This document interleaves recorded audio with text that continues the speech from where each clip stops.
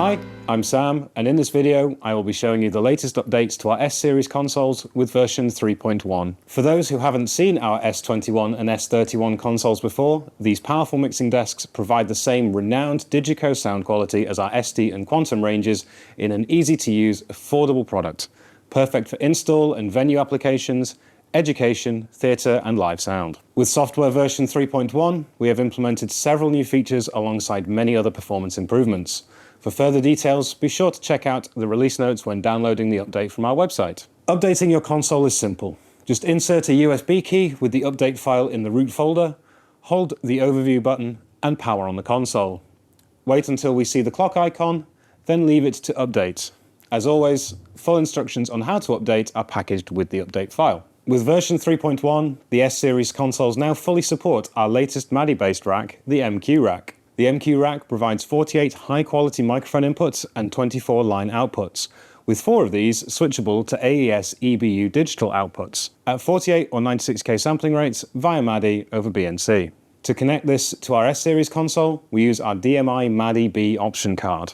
Be sure to insert and secure the card when the console is powered off. MADI over BNC is a unidirectional signal, meaning we connect the out of the MADI main connection on the MQ rack to the in on the DMI, and the out of the DMI card to the in of the rack. If the MQ rack is flashing green, then it is receiving a valid word clock signal and is working normally. As the console has a default sampling rate of 96 kHz, the channel count down each connection is halved, and we will need to connect a second pair of MADI cables between the rack and the DMI card to receive all 48 input channels.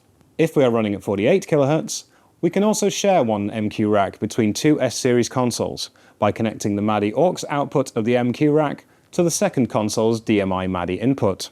Once they're connected, we can select the DMI MADI as our input routing option on the console as we would any other DMI device.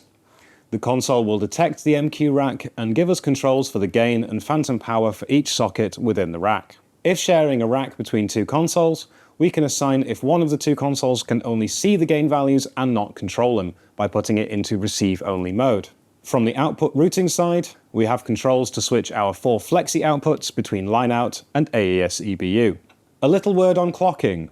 If you are using one console and one rack, we recommend keeping the console as the master with the MQ rack following the clock from the console. If sharing one rack between 2 consoles, one of the consoles must be set to master and the other must follow the MADI clock to stay in sync with the rest of the system. This setting can be changed in the audio sync menu.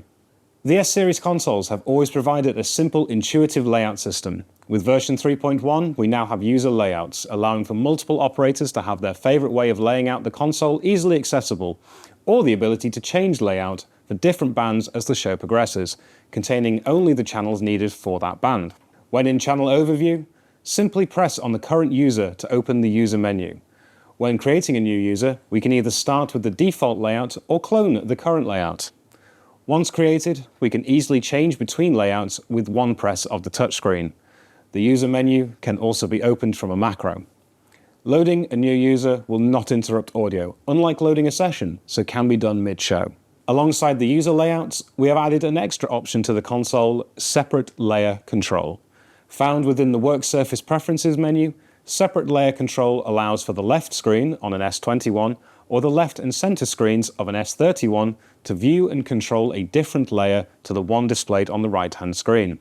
The layer up and down buttons are added to the top menu bar, meaning they are always accessible. Separate layer control is ideal for leaving a set of output controls on the right-hand side whilst scrolling up and down the inputs on the left-hand side.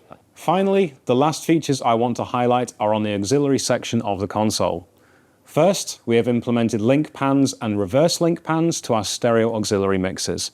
This is great for keeping your effects sends lined up with your master panning layout, and with reverse link pans, mixing monitors from front of house is now really simple to achieve, without having to manually pan each send inverted to the main mix.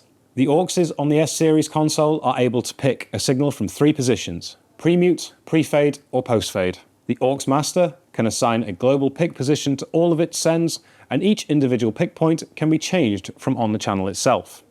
For example, your effect sends may be post-fade, and all your IEM monitor sends may be pre-fade, but you can set your vocal channel to be pre-mute so that even if you mute them at front of house, they can still communicate with the band on stage.